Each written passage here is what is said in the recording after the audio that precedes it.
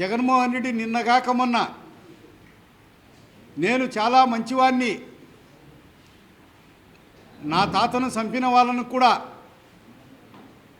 నేను వదిలేశాను, నేను చంపాలనుకుంటే వారు బతికి ఉంటారా, ప్రశాంతంగా ప్రజల మధ్య తిరుగుతున్నారు, రాబోయే రోజుల్లో కూడా వారు ప్రశాంతంగా ఉంటారు అని చెప్పడం జరిగింది. మరి వైఎస్ జగన్ చెప్పిన మాటలన్నీ అభూత కల్పనలని, అబద్ధాలని మీకు సవివరంగా నేను ఈరోజు వివరిస్తాను. పులివెందుల నియోజకవర్గంలో వారి రాజకీయ సామ్రాజ్యం మొదలైందే హత్యలతో, గృహ దహనాలతో, మనుషులందరినీ పూర్తిగా సంహరించడం అంత అవసరం లేదనుకుంటే కాళ్ళు చేతులు విరిచి అవతల పారవేయడం, పదే పదే నా తండ్రిని చంపినటువంటి వారిని వదిలేశామని రాజశేఖర రెడ్డి చెప్పడము, నా తాతను చంపిన వాళ్ళను వదిలేశానని జగన్ చెప్పడము, వారి విశ్వరూపం ఏమిటి? వారు పులివెందుల నియోజకవర్గంలోనే కాకుండా కడప జిల్లాలో యావత్ ఉమ్మడి ఆంధ్రప్రదేశ్లో, విభజిత ఆంధ్రప్రదేశ్లో వారు చేసినటువంటి క్రూర కృత్యాలు ఏమిటి? ఒక్కసారి గతమంతా నెమరు వేసుకుంటే మనస్సంతా బాధతో విలవిల్లాడుతుంది. మరి 1996లో వారికి వ్యతిరేకంగా తెలుగుదేశం పార్టీకి పెట్టని కోట మాదిరి, దేవాలయం ముందు ఉండే ఒక ధ్వజస్తంభం మాదిరి నిలబడ్డాను. వారిని ఓటమి అంచుల వరకు తీసుకుపోయాము. అటువంటి క్లిష్ట పరిస్థితుల్లో నా పైన 1996 ఆగస్టు నెల రాయారెడ్డి స్వయంగా దగ్గరుండి కిరాయి అంతకుల చేత నన్ను విచక్షణారహితంగా నా శరీరమంతా ముక్కలు ముక్కలు అయ్యే విధంగా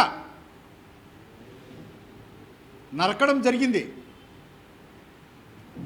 ఆ రోజు ఏఎస్పీ సునీల్ కుమార్ గారి గన్మెన్లో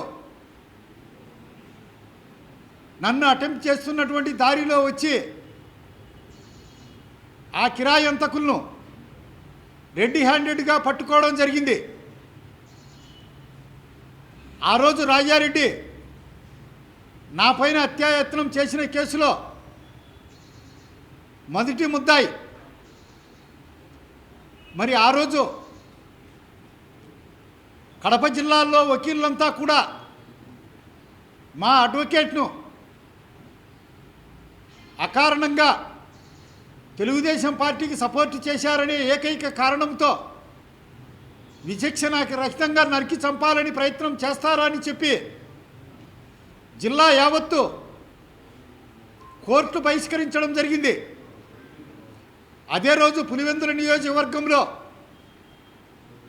ప్రజలు స్వచ్ఛందంగా వచ్చి సంపూర్ణంగా బంద్ నిర్వహించడం జరిగింది. మరి అదే కేసులో కడప జిల్లాలో ఉన్నటువంటి వకీళ్ళు ఏ ఒక్కరూ కూడా రాయారెడ్డికి బెయిల్ అప్లికేషన్లో మెమో అప్పీరెన్స్ వేసేదానికి సంసిద్ధత వ్యక్తం చేయకుండా ఉంటే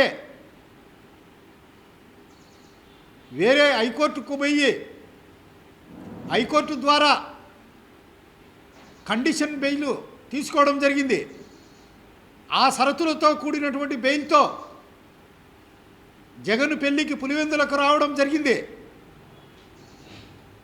ఇది వీరి చరిత్ర ఇక్కడి నుంచి ప్రారంభం. అదేవిధంగా వీరు భూ తగాదాలు, గనుల తగాదాల్లో రాజగోపాల్ స్వామి అనే ఒక బ్రాహ్మణుడి హైదరాబాద్ తాజ్ హోటల్లో రాజశేఖర రెడ్డి సలహాలతో ప్రోత్సాహాలతో రాయారెడ్డి గారి పర్యవేక్షణలో వారిపైన అత్యంత కిరాతకంగా దారి జరగడం జరిగింది. ఆ కేసు అప్పట్లో హైదరాబాద్ పిఎస్లో అబిడ్స్ పిఎస్లో ఫైల్ అయింది. ఎమర్జెన్సీ సమయంలో వైఎస్ రాజారెడ్డి, జార్జి రెడ్డి, రాజశేఖర రెడ్డి వీళ్ళంతా కలిసి కిరాయి అంతకులతో తన గనుల యజమాని అయినటువంటి పెద్ద భాగస్థుడైనటువంటి పద్మశాల క్షత్రియ కులస్థుడైనటువంటి వెంకట నరసయ్యను హతమార్చడం జరిగింది. చాలామంది 63 మంది అందులో దోషులుగా తేరారు. మరి దాని తర్వాత ఎమర్జెన్సీ పీరియడ్లో రాజారెడ్డి గారిని మీసా కింద అరెస్టు చేసి వారితో పాటు వారి పెద్ద కుమారుడు స్వర్గీయ జార్జి రెడ్డిని కూడా జైల్లో పెట్టడం జరిగింది. జనాల మధ్య తిరగాల్సినటువంటి వ్యక్తులు కాదు మీరు, జనాన్ని వేటాడి చంపే క్రూర మృగాలు అని చెప్పి ఇక్కడ రాజ్యసభ సభ్యుడుగాను ఎక్స్ పిసిసి ప్రెసిడెంట్గాను ఉన్నటువంటి రమ్తుల్లా గారి గనులు పైన దండయాత్రలు చేసి వారి మైనింగ్ సామాగ్రిని అంతా ధ్వంసం చేసి వారి రాలీలన్నింటినీ పగలగొట్టి వారి గనులను అక్రమంగా స్వాధీనం చేసుకున్నటువంటి మాట నిజం కాదా? వారి దాంట్లో అక్రమంగా మైనింగ్ చేస్తున్నందుకు కోడూరులో పిఎస్లో మీ పైన కేసులు నమోదు చేసింది నిజము కాదా? అదేవిధంగా రమ్తుల్లా గనులను గుంజుకున్నారు. కోడూరులో ఆ రోజు గ్రే వెరైటీస్ జరుగుతూ ఉంటే గవర్నమెంట్ మేనేజ్మెంట్ను కొల్లగొట్టారు. అందుకు మీ గవర్నమెంటే అప్పుడు విజయభాస్కర్ రెడ్డి సీఎంగా ఉన్నారు. మీకు 50 లక్షల పెనాల్టీ వేసినటువంటి మాట మరిచారా అని చెప్తున్నాను.